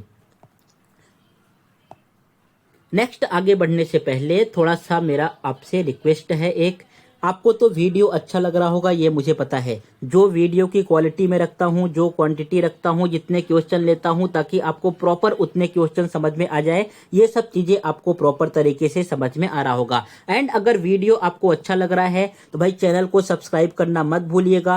वीडियो में और क्या इंप्रूवमेंट चाहते हो एंड क्या क्या चीजें आपको चाहिए, उस चीज को जो है आप मुझसे कमेंट बॉक्स में शेयर कर सकते हो। एंड अपने फ्रेंड के साथ जो है शेयर करना मत भूलिएगा। अगर आपके लिए हेल्पफुल है तो आपके फ्रेंड के लिए भी हेल्पफुल होगा। इस एक सिंगल वीडियो को बनाने के लिए मैं बहुत ही ज्यादा एफर्ट एंड बहुत ही ज्यादा मेहनत लगाता हूं। आपके लिए जो है इस तरीके से स्लाइड रेडी करता हूं। ये एग्जाम में ऐसे क्वेश्चन नहीं पूछे जाते, एग्जाम का क्वेश्चन यहाँ पे लगा दूं तो विजिबल भी नहीं होगा, तो मुझे उस चीज को जो है इस तरीके से स्लाइड में कन्वर्ट करना पड़ता है, खुद से टाइपिंग करना पड़ता है। इट मीन्स जो इसका मैं थंबनेल बनाता हूँ, यहाँ पे जो प्रीवियस ईयर क्वेश्चन कलेक्ट करके आपके लिए इस तरीके से पीपीटी बनाता हूँ, एंड जो मुझे न्यू क्वेश्चन बनाने हो, इन सब के लिए मैं जी जान से बहुत ही ज्यादा मेहनत करता हूँ। इसलिए एक से दूसरा वीडियो आने में लगभग 3 से 4 डेज लग जाते हैं। एक दिन पूरा लग जाता है क्वेश्चन को ढूंढना, फिर उनका पीपीटी बनाना, फिर थंबनेल बनाना, इन सब चीजों में बहुत ही ज्यादा टाइम लगता है। इतना ज्यादा मेहनत करने के बाद जितना मैं हार्ड वर्क इसके पीछे, एक वीडियो के पीछे करता हूँ, यहाँ पे हमें कुछ पैसे भी इन्वेस्ट करने पड़ते हैं। मान लो मुझे थंबनेल बनाना हुआ, पीपीटी बनाना हुआ, मेरे पास भी उतना टाइम नहीं रहता, तो इन सब चीज़ों के पीछे जो है पैसा भी जाता है। एंड जो है जितना पैसा मैं एक वीडियो के पीछे खर्च करता हूँ ना, उसका यूट्यूब से 25% भी रिटर्न नहीं आता, कुछ भी रिटर्न नहीं आता। वीडियो मतलब ना के बराबर। अभी तो जो है ये नवंबर भी चल रहा है, आपका एग्जाम होने वाला है मार्च में, तो लोग जो है वीडियो देखना स्टार्ट करते हैं जैन या फेब से। अभी बहुत कम ही बच्चे देखते हैं, लगभग 200-300 ही व्यू जाते हैं। लेकिन जैसे ही जैन फेब मार्च आया ना, फिर जो है 40,000, 45,000, 50,000 इस तरीके से व्यू जाता है। सो मैं आपसे ये रिक्वेस्ट करना चाहता हूं कि अगर वीडियो की क्वालिटी आपको पसंद आ रहा है, वीडियो आपको पसंद आ रहा है, ऐसा लग रहा है कि आपके लिए हेल्पफुल है, तो आप इस स्कैनर की हेल्प से, या तो यहाँ पे जो है गूगल पे नंबर लिखा है, इसकी हेल्प से मुझे आप 100 रुपये, 50 रुपये, 200 रुपये, 500 रुपये, जैसा आपके पास जो हो उस तरीके से हेल्प कर सकते हो। इससे क्या होगा, जैसे मैं आपको एक्सप्लेन करता हूँ, आपको समझ में आता है, तो आपके अंदर मोटिवेशन आता है। आप जो है अगर मान लो ऑलरेडी टीचर हो, किसी बच्चों को एक्सप्लेन कर रहे हो, बच्चे जो है आपके क्वेश्चन का रिप्लाई कर रहे हैं, तो आपके अंदर मोटिवेशन आता है कि हाँ चीज़ें जो है बच्चों को समझ में आ रहा है, या तो जो मैं आपको एक्सप्लेन कर रहा हूँ आपको समझ में आ रहा है, तो आपको और अच्छा लगता है, और सारे वीडियोस देखते हो। इस तरीके से जब आप मुझे हेल्प करोगे तो मुझे भी अच्छा लगेगा। एंड जो अभी एक से दूसरा वीडियो आने में लगभग 4 से 5 डेज लग रहे हैं, इस ड्यूरेशन को मैं और कम करूंगा, एटलीस्ट 2 से 3 डेज में जो है 1 वीडियो आता रहेगा। ऐसा नहीं कि बस केवल मैं रीजनिंग पे ही आपको वीडियो प्रोवाइड करूंगा, हर एक सेक्शन पे। ये मेंटल एबिलिटी चल रहा है, जीके जीएस में क्या इंपॉर्टेंट क्वेश्चन है, किस टाइप का क्वेश्चन पूछा जाता है, ईएलसीटी में क्या क्वेश्चन पूछे जाएंगे एंड कौन से क्वेश्चन पूछे गए हैं, दूसरा जो है टीचिंग एप्टीट्यूड में क्या क्या क्वेश्चन पूछा जाता है, हर एक क्वेश्चन एंड हर एक चीजें जो है आपको फ्री में कंटेंट यहाँ पे मिल जाएगा। अगर आप पेड कोर्स लेके पढ़ते हो तो भी इतना अच्छे से नहीं पढ़ पाओगे जितना मेरे इस फ्री वाले वीडियो से आप पढ़ सकते हो। तो बाकी आप भी जो है अभी ग्रेजुएशन कंप्लीट कर लिया है, आप तो इतना समझते हो, बाकी आपके ऊपर डिपेंड है आप क्या करना चाहते हो। नेक्स्ट आगे बढ़ते हैं नेक्स्ट क्वेश्चन की तरफ। ये है आपके पास नेक्स्ट क्वेश्चन। अब जरा बताओ यहाँ पे इसका आंसर क्या आएगा। जैसे ही आपके सामने क्वेश्चन आए, क्या करना है, वीडियो को पॉज करना है, एक बार क्वेश्चन को खुद से देखना है कि आपको समझ में आ रहा है कि नहीं। देखो यहाँ पे क्या गिवन है, एक जो है आपको अल्फाबेट गिवन है, उसके साथ एक नंबर गिवन है, फिर से एक अल्फाबेट गिवन है, उसके साथ एक नंबर गिवन है, अगेन एक अल्फाबेट गिवन है, उसके साथ नंबर गिवन है, फिर से एक अल्फाबेट गिवन है, उसके साथ नंबर गिवन है। अब यहाँ पे हमें फाइंड करना हुआ तो इसी सीरीज में कौन सा नंबर एंड अल्फाबेट आएगा। एक बार जरा आप ऑप्शन पे नजर दौड़ा लो। ऑप्शन में हमें क्या दिख रहा है, देखो यहाँ पे WN10 दिख रहा है, सेकंड वाले में आपको क्या दिख रहा है, सेकंड वाले में X&11 दिख रहा है, थर्ड में YN12 है, एंड फिफ्थ में, फोर्थ में क्या है, ZN15 है। इट मीन जितने भी ऑप्शन हैं सभी के सभी ऑप्शन में अल्फाबेट भी डिफरेंट है एंड नंबर भी डिफरेंट है। तो आप कोई एक सीरीज पे ध्यान दो, या तो ये नंबर वाला सीरीज आप फाइंड कर लो, या तो जो है ये अल्फाबेट वाला सीरीज फाइंड कर लो, आपके पास आंसर आ जाएगा। अगर मैं फोकस करूं नंबर पे, बिकॉज सब कुछ हमें नंबर पे ही काउंट करना होता है, इन अल्फाबेट को भी हम नंबर में ही कन्वर्ट करते हैं। जैसे यहाँ पे 3 से क्या पहुंचा है, 5, 3 से 5 पहुंचने के लिए कितना प्लस किया होगा, प्लस का 2 प्लस किया ना, 3 2 5 हो जाएगा। 5 से पहुंचा है 7 पे, 5 से 7 पे पहुंचने के लिए कितना प्लस किया है, प्लस का 2 प्लस किया है। 7 से पहुंचा है 9 पे, यहाँ पे कितना प्लस किया है, प्लस का 2 प्लस किया है। अगर मुझे 9 से +2 करूं तो कितना आ जाएगा, 9 और 2 कितना होता है बच्चों, 11। इट मीन जो यहाँ पे नंबर आएगा कौन सा होगा, 11 होगा। देखो इसमें तो 10 दे रखा है, ये वाला ऑप्शन राइट नहीं होगा, इसमें 12 दे रखा है, ये वाला ऑप्शन राइट नहीं होगा, इसमें 15 दे रखा है, ये वाला ऑप्शन राइट नहीं होगा। तो कौन सा ऑप्शन राइट हो गया, ऑप्शन नंबर यहाँ पे सेकंड राइट है, X11। अब आपको बहुत ज्यादा यहाँ पे दिमाग लगा के ये अल्फाबेट भी नहीं फाइंड करना है कि X क्यों आया, आपका आंसर आ गया, यहाँ पे क्वेश्चन सॉल्व करो, आगे बढ़ जाओ। एग्जाम में ऐसे करना है, लेकिन मैं आपको एक्सप्लेन कर रहा हूं तो पूरा फुल एक्सप्लेनेशन दूंगा। यहाँ पे देखो किस तरीके से करते हैं। अब इस टाइप के ये जो आपके पास अल्फाबेट आ रहा है, इट मीन्स यहाँ पे P आ रहा है, यहाँ पे आपके पास R है, R के बाद T है, T के बाद V है, और यहाँ पे मुझे फाइंड करना है। तो इन अल्फाबेट का आपको प्लेस वैल्यू लर्न होना चाहिए। क्या लर्न होना चाहिए, प्लेस वैल्यू। सर अब ये प्लेस वैल्यू क्या होता है, तो अभी मैं आपको एक्सप्लेन कर देता हूँ। देखो प्लेस वैल्यू का मीनिंग क्या होता है कि मान लो आपने A लिखा, A कौन से पोजीशन पे आता है, 1 पे आएगा। आपने B लिखा, B कौन से पोजीशन पे आता है, 2 आता है। C लिखा, C कौन से पोजीशन पे आएगा, 3 पे आएगा। D लिखा, D कौन से पोजीशन पे आता है, 4 पे आता है। इस तरीके से आपने Z का लिख दिया, 26 पे आता है। Y कितने पे आएगा, 25 पे आएगा। सभी का जो है आपने प्लेस वैल्यू लिख दिया है। ये हो गया इनका प्लेस वैल्यू। अब प्लेस वैल्यू के साथ साथ इनके अपोजिट लेटर्स भी आपको लर्न करने हैं। एंड ऑलवेज आपको ध्यान रखना है कि अपोजिट लेटर का सम कितना होता है 27। अपोजिट लेटर का सम कितना होगा, ऑलवेज कितना आता है 27। जैसे यहाँ पे देखो ए का अपोजिट क्या होता है, ए का अपोजिट जेड होगा। ए का प्लेस वैल्यू क्या है 1, जेड का प्लेस वैल्यू क्या है 26। 1 में 26 ऐड करोगे 27 आएगा। बी का अपोजिट क्या होता है, वाई होता है। बी का प्लेस वैल्यू क्या है 2, वाई का प्लेस वैल्यू क्या है 25। दोनों को ऐड करोगे कितना आ जाएगा 27 आ जाएगा। तो इस तरीके से आप पूरा देख सकते हो। एक मैं अपोजिट लेटर कैसे याद करते हैं इसके बारे में बता देता हूं, फिर बढ़ते हैं आगे क्वेश्चन की तरफ। यहाँ पे देखो अपोजिट लेटर याद करने के लिए मैंने कुछ इस तरीके से रख रखा है। ए का अपोजिट क्या होगा जेड, तो आप कैसे लर्न कर सकते हो A to Z. A to Z बोलते हो ना, इट मीन ए का अपोजिट जेड। बी का अपोजिट क्या होता है Y, so B O Y, boy से आप लर्न कर सकते हो। बी का अपोजिट क्या हो गया वाई हो गया। सी का अपोजिट क्या होता है एक्स होता है, तो इसको सी आई एक्स से याद रख सकते हो। 6 का स्पेलिंग आपको लर्न है ना एस आई एक्स, एस को निकाल के आप सी ऐड कर दो, सी आई एक्स।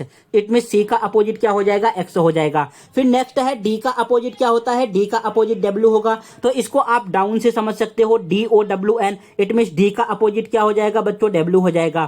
फिर ई का अपोजिट होता है बी, तो इसको आप इवनिंग से लर्न कर सकते हो। ई का अपोजिट क्या आ जाएगा, वी आ जाएगा। फिर नेक्स्ट है एफ का अपोजिट यू होता है, तो इसको आप कैसे लर्न कर सकते हो, एफ यू एन, फन से जो है आप लर्न कर सकते हो, एफ का अपोजिट यू हो जाएगा। ऐसे मैं हर एक वीडियो में इस चीज को लर्न कराता हूं। आप मेरे साथ कंटिन्यूअस जो है मार्च तक बने रहोगे ना, तो हर एक चीज कुछ भी आपको रट्टा नहीं मारना पड़ेगा, सब कुछ दिमाग में अपने आप में फिट कर दूंगा। जब एग्जाम हॉल में बैठोगे ना, क्वेश्चन देखोगे तो मेरी आवाज जो है आपके कानों में गूंजेगी, आप फटाफट जो है सॉल्व करके आ पाओगे। व्हाट इट, सो बस केवल आपको सभी वीडियोस देखना है और मेरे साथ बोलते हुए चलना है। यहाँ पे नेक्स्ट जी का अपोजिट क्या होता है, जी टी होता है। जी का अपोजिट क्या होगा, टी होगा, तो इसको कैसे याद कर सकते हो, जीटी रोड। क्या याद कर सकते हो, जीटी रोड। इट मीन जी का अपोजिट क्या हो गया, टी हो गया। एच का अपोजिट होता है एस, तो इसको कैसे लर्न कर सकते हो, हाई स्कूल से। कैसे लर्न करोगे, हाई स्कूल से। इट मीन एच का अपोजिट क्या हो गया, एस हो गया। आई का अपोजिट होता है आर, तो इसको कैसे लर्न करोगे, इंडियन रेलवे से। कैसे लर्न करना है, इंडियन रेलवे से। आई का अपोजिट क्या हो जाएगा, आर। जे का अपोजिट होता है क्यू, सो यहाँ पे आप जंगल किन से लर्न कर सकते हो, जे का अपोजिट क्यू। के का अपोजिट होता है पी, तो इसको आप केविन पीटरसन से लर्न कर सकते हो, के का अपोजिट पी। या तो एक कमला पसंद आता है उससे लर्न कर सकते हो, आपके ऊपर डिपेंड है। एल का अपोजिट होता है ओ, सो इसको आप लव से अपोजिट कर सकते हो, L O V E, L का अपोजिट ओ। एम का अपोजिट होता है एन, सो इसको आप मैन से लर्न कर सकते हो, एम का अपोजिट क्या आ जाएगा, एन। Got it. सो इस चीज को जो है आपको अपने नोटबुक में प्रॉपर तरीके से लिख लेना है। अगर नहीं लिखना चाहते, इसको जो है आपको प्रॉपर जो है प्रिंट आउट चाहिए, तो मेरा जो है व्हाट्सएप चैनल आप ज्वाइन कर लो। वहां पे मैं सभी चीजें आपके साथ शेयर करता हूं। ये जो लेक्चर हो रहा है, लेक्चर का अपडेट, इसमें जितने भी पीपीटी आपको ये सब चीजें दिख रही हैं, ये सब चीजें भी जो है आपको वहां पे फ्री में मिल जाएगा। कोई भी कॉस्ट इसका नहीं देना होगा। आप प्रॉपर तरीके से ये सब प्रीवियस ईयर क्वेश्चन है वहां से प्रैक्टिस कर सकते हो। एंड जो प्रीवियस ईयर क्वेश्चन है, एक्सपेक्टेड क्वेश्चन है, सब चीज जो है व्हाट्सएप चैनल पे आपको अपडेट होते रहता है, जिसका लिंक जो है comment box and description box में गिवन है। आप वहां से जाके प्रॉपर तरीके से ज्वाइन कर सकते हो। Got it. सो यहाँ पे समझ गया आपको। अगर मैं अब नंबर की बात करूं, नंबर से हम किस तरीके से आइडेंटिफाई करते, देखो यहाँ पे पी है। अब हमें इन्हीं का जो है क्या लिखना है, यहाँ पे अल्फाबेट का नंबर्स लिखना है, कौन से पोजीशन पे आता है पोजीशन वैल्यू। पी कौन से पोजीशन पे आता है 16, आर कौन से पोजीशन पे आता है 18, टी कौन से पोजीशन पे आता है 20, वी कौन से पोजीशन पे आता है 22। तो इसके बाद क्या आना चाहिए, 24 आना चाहिए। देखो सब जगह 2 का गैप है ना, 24 के पोजीशन पे कौन सा आ जाएगा, एक्स। इट मीन कौन सा ऑप्शन करेक्ट होगा, ऑप्शन नंबर सेकंड। चाहे तो आप अल्फाबेट से सॉल्व कर लो, चाहे तो आप नंबर सीरीज से सॉल्व कर लो, दोनों से आंसर सेम आने वाला है। आपको समझते टाइम सब कुछ समझते हुए चलना है। जब आप एग्जाम में बैठना, खुद से प्रैक्टिस करना, तो वहां पे फटाफट सॉल्व करना। वहां पे ये सब लिखने की जरूरत नहीं है, बस केवल आपका माइंड चलना चाहिए। जितना ज्यादा आप प्रैक्टिस यहां पे करोगे, उतना ज्यादा एग्जाम में आपका माइंड चलेगा। नेक्स्ट क्वेश्चन की तरफ बढ़ते हैं। एंड ये है सबसे मोस्ट इंपॉर्टेंट क्वेश्चन। कैसा क्वेश्चन है, सबसे मोस्ट इंपॉर्टेंट क्वेश्चन। ये एक ऐसा क्वेश्चन है जो हर एक गवर्नमेंट एग्जाम में पूछा गया है कि भाई 15 अगस्त 1947 को वीक का कौन सा डे था। अगर मैं बात करूं एसएससी, सीजीएल, सीएचएसएल, एमटीएस, तीनों जो है एग्जाम में पूछा गया है। रेलवे के एनटीपीसी के एग्जाम में, ग्रुप डी के एग्जाम में पूछा गया है। यूपी पुलिस का अभी एग्जाम हुआ, कांस्टेबल एंड सब इंस्पेक्टर, उसमें पूछा गया है। महाराष्ट्र पुलिस के एग्जाम में पूछा गया है। मध्य प्रदेश पुलिस के एग्जाम में पूछा गया है। बिहार के पुलिस एग्जाम में पूछा गया है। एमपी पीसीएस जो है होता है उसके एग्जाम में पूछा गया है। बैंक के एग्जाम में आया है। फूड सेफ्टी के एग्जाम में आया है, ये बीएड के भी एग्जाम में आया जो महाराष्ट्र सीटी का बीएड होता है, एंड एलएलबी के भी एग्जाम में आया है, सीटी एलएलबी के एग्जाम में। तो सोचो ये क्वेश्चन जो है बहुत ही फेमस क्वेश्चन है, इसका आंसर आपको डायरेक्टली लर्न करके रखना है। बाकी मैं पूरा आपको बेसिक तो एक्सप्लेन करूंगा ही करूंगा, भले टाइम कितना भी लग जाए उसका फर्क मुझे नहीं पड़ता, पूरा मैं आपको बेसिक एक्सप्लेन करूंगा। उसके बाद जो है यहाँ पे एक ही बार में आपको सब कुछ समझ में आ जाएगा कि अगर इस टाइप का क्वेश्चन आएगा तो मुझे कैसा सॉल्व करना है। एक बार इस क्वेश्चन को आप देख सकते हो कहां कहां पे पूछा गया है, हर एक गवर्नमेंट एग्जाम में यह क्वेश्चन पूछा जाता है, बहुत ही फेमस क्वेश्चन है। इसका आंसर डायरेक्टली आप लर्न कर लो। जरा इसका आंसर क्या आता है, जरा बोलो बोलो बोलो, क्या आता है, किस दिन अपना देश आजाद हुआ था? तो इसका आंसर आएगा ऑप्शन नंबर 3, फ्राइडे को। 15 अगस्त 1947 को कौन सा दिन था? फ्राइडे डे था। अब जो है इसके पीछे का बेसिक लॉजिक क्या है, देखो बीएड के जितने एग्जाम 2025 में हुए थे, 2024 में हर एक शिफ्ट में इस टाइप का क्वेश्चन पूछा गया है। एलएलबी के जो एग्जाम हुए थे हर एक शिफ्ट में ऐसा क्वेश्चन आया है। तो ऐसा नहीं कि बस केवल मैंने इसको बता दिया आप समझ जाओगे, इसके पीछे का पूरा बेसिक लॉजिक आपको समझना है। तो नेक्स्ट वीडियो में मैं जितने भी क्वेश्चन ऐड करूंगा इस टाइप के आप खुद से कर पाओगे। तो चलिए समझते हैं इसके पीछे का बेसिक लॉजिक क्या है। स्टार्ट करें। ओके अगर मैं पूछूं, हाँ अभी अगर आप लेट के वीडियो देख रहे हो ना तो चुपचाप उठ के बैठ जाओ, आराम से जो है बैठ के एक नोटबुक ले लो, एक पेन ले लो, पानी का बोतल ले लो, आराम से थोड़ा पानी पी लो, लंबी सांस ले लो, उसके बाद इस चीज को आप समझो, बहुत ही इंपॉर्टेंट है ये। देखो एक वीक में जो है टोटल कितने डेज होते हैं ये सभी को पता है, 7 डेज होते हैं। फर्स्ट डे को हम क्या बोलते हैं? मंडे। आपका पहला दिन स्टार्ट होता है मंडे को। कैलेंडर से ये क्वेश्चन आया है, कैलेंडर में फर्स्ट डे को क्या बोलेंगे? मंडे। सेकेंड डे को क्या बोलते हैं बच्चों? ट्यूसडे बोलते हैं। थर्ड डे को क्या बोलेंगे? वेडनेसडे। फोर्थ डे को क्या बोलेंगे? यहाँ पे थर्सडे। फिफ्थ डे को क्या बोलेंगे? फ्राइडे। सिक्स्थ डे को क्या बोलेंगे? सैटरडे। एंड सेवेंथ वाला डे आपका क्या रहता है? संडे। इतना समझ गया। एक वीक में टोटल कितने डेज होते हैं? 7 डेज होते हैं। सभी डेज को मैंने आपको एक्सप्लेन कर दिया। अगर मान लो फिर से 8th वाला डे आ गया, 8th डे को कैसे लिखेंगे? 7th + 1, बिकॉज 7 ही डे होते हैं ना, 8 डे तो कोई आएगा नहीं। फिर से जो है मंडे से स्टार्ट होगा, Monday, Tuesday, Wednesday, Thursday, Friday, Saturday, Sunday, इसी तरीके से चलेगा। तो यहाँ पे देखो 7 लिख दिया, उसके बाद +1 लिखा। यहाँ पे +1 का मीनिंग क्या होता है? मंडे। तो इट मीन 8th वाला डे भी क्या होगा? मंडे होगा। फिर अगर 9th डे आ गया तो 9th को कैसे लिखेंगे? हमें 7 के जो है फैक्टर्स में यहाँ पे कर देना है। यहाँ पे आपने लिखा 7 बिकॉज आपको 7 तक पता है, 7 तक संडे होता है। फिर यहाँ पे 7 में कौन सा नंबर ऐड करोगे? 9 आ जाएगा। 2 को ऐड किया, 7 + 2 कितना आ गया? 9। तो ये सेकंड डे कौन सा होता है जरा बताओ? सेकंड डे आपके पास ट्यूसडे होता है तो ट्यूसडे आ गया। इस तरीके से अगर 10th डे गिवन है तो 10th डे में हम क्या करेंगे? 7 + 3। ये थर्ड डे आप चेक कर लो कौन सा होता है? वेडनेसडे। व्हाट इट, इतना आपको समझ गया। ऐसे जो है एक महीने में टोटल कितने तारीख होती हैं? 30 या 31। आप सभी का जो है फाइंड कर सकते हो कौन सा दिन कौन सा डे आता है। अब यहाँ पे आपको सबसे इंपॉर्टेंट कॉन्सेप्ट समझना है, ऑड डेज क्या होता है। क्या समझना है? ऑड डेज क्या होता है। इट मीन्स अगर मैं पूछूं कि 10 में कितने ऑड डेज होते हैं? 10 में इट मीन्स मान लो 10 तारीख को कितने ऑड डेज होते हैं। सो यहाँ पे जो है वीक में कितने डेज होते हैं? 7 डेज होते हैं। तो हमें क्या करना होगा? यहाँ पे 10 को 7 से डिवाइड करना है। किसको 7 से डिवाइड करना है? 10 को 7 से डिवाइड करना है और चेक करना है आपके पास रिमाइंडर क्या आएगा, शेषफल क्या आएगा। क्या चेक करना है? रिमाइंडर आपका क्या आने वाला है, शेषफल क्या आने वाला है। आपने यहाँ पे चेक कर लिया कितना आ रहा है? 3 आ रहा है। इट मीन्स 10 में टोटल 3 ऑड डेज होते हैं। कितने होते हैं? 3 ऑड डेज होते हैं। It means Monday, Tuesday, Wednesday. 10th वाला डे कौन सा होगा? वेडनेसडे होगा। चलो एक दूसरा एग्जाम्पल फेंक के मारता हूं, जरा इसका बताओ। मान लो मैंने पूछ लिया कि भैया जो है 27 डेज में कितने ऑड डेज होंगे। अब हमें 27 को क्या करना है? इसको हमें 7 से डिवाइड करके चेक करना है रिमाइंडर आपके पास कितना आएगा। 7 4 जा कितना होता है? 28। 4 टाइम तो जाएगा नहीं, 3 टाइम। 7 3 जा कितना आ जाएगा? 21। तो यहां से माइनस करोगे कितने ऑड डेज आ जाएंगे? आपके पास 6 ऑड डेज आ जाएंगे। जो आपका रिमाइंडर आता है उतने ही ऑड डेज होंगे। ये हो गया डेज का काउंट करना। 1 से लेके 31 तक, एक महीने में या तो 29 दिन होंगे या 30 या 31 या 28। तो इस तरीके से आप ऑड डेज फाइंड कर सकते हो। अब हम बात करते हैं सेंचुरी ईयर का। What is mean by century year? Century year mean 100 साल, जिसको हम बोलते हैं 100 ईयर्स, उसको बोलते हैं सेंचुरी ईयर्स। इट मीन शताब्दी में टोटल कितने ऑड डेज होते हैं। अगर मैं 100 की बात करूं, 100 में टोटल जो है 5 ऑड डेज होते हैं। ये जो चीजें बता रहा हूं या तो आपको व्हाट्सएप चैनल ज्वाइन कर लेना है, वहां पे मिल जाएगा, या तो जो है आप प्रॉपर तरीके से अपने नोटबुक में नोट डाउन कर लेना। उसके बाद अगर मैं बात करूं 200 में, तो 200 में टोटल कितने ऑड डेज होंगे? 3 ऑड डेज होंगे। अगर मैं बात करूं 300 में, तो 300 में टोटल कितने ऑड डेज होते हैं? 1 ऑड डेज होते हैं। अगर मैं बात करूं 400 में, जो सबसे ज्यादा इंपॉर्टेंट है, 400 में कितने ऑड डेज होते हैं? 0 ऑड डेज होते हैं। कितने ऑड डेज होंगे? 0 ऑड डेज। बस केवल आपको यहीं तक लर्न करना था, इसके आगे का जितना भी पूछे आप जो है इजी तरीके से फाइंड कर पाओगे। देखो किस तरीके से फाइंड करना है, आपने देख लिया 100 में टोटल कितना ऑड डेज होगा? 5 होगा। यहाँ पे 200 में टोटल कितने ऑड डेज होंगे? 3 होंगे। 300 में कितने ऑड डेज होंगे? 1 होंगे।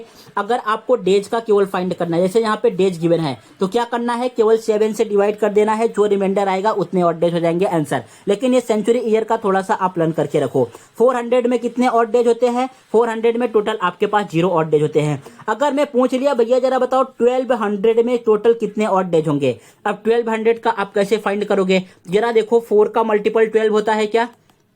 4 के टेबल में 12 आता है? जी हाँ सर आता है। कितने टाइम में आएगा?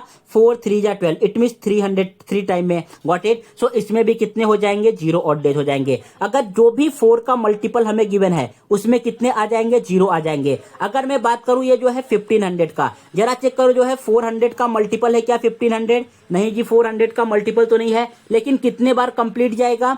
अगर मैं बात करूं 4 4 जा कितना होता है? 4 4 जा 16, इट मीन 1600 आ जाएगा। 15 से ग्रेटर आ रहा है तो यहाँ पे केवल 3 से मल्टीप्लाई करो। 3 से मल्टीप्लाई करोगे तो कितना आ जाएगा? 1200। कितना आ गया आपके पास? 1200। एंड रिमेनिंग आपके पास क्या बच रहा है? 1500 से जो है 1200 यहाँ पे हो गया। रिमेनिंग कितना बचा है? 300। कितना बच रहा है? 300। अब जरा बताओ अगर मैं पूछूं 1500 में कितने ऑड डेज होंगे, तो ये 1200 में कितने होते हैं बच्चों? 0 0 होते हैं। एंड 300 में कितने होंगे? आप यहाँ से चेक कर लो, केवल 1 होता है। तो इट मीन 1500 में टोटल कितने ऑड डेज हो जाएंगे? 1 हो जाएंगे। इस तरीके से इस लॉजिक से फाइंड करते हैं। ये बेसिक मैथमेटिक्स है जो आपने class 7th 8th 9th 10th में पढ़ा था और कुछ भी नहीं है। अगर आप भूल गए हो तो मैं रिवाइज करा दे रहा हूं, प्रॉपर तरीके से आप समझ लो। अब मैं अगर पूछूं 1600 में कितने ऑड डेज होंगे, तो यहाँ पे जरा देखो 4 का मल्टीपल है क्या 1600? हाँ जी सर 4 का मल्टीपल है। कितने टाइम में जाएगा? 4 4 जा 16। अगर पूरा डिवाइड हो रहा है तो यहाँ पे कितने ऑड डेज आ जाएंगे? 0 आ जाएंगे। अगर मैं 200 की बात करूं तो चेक करो 4 का मल्टीपल है क्या 20? हाँ जी है। कितने टाइम में है? 5 टाइम में।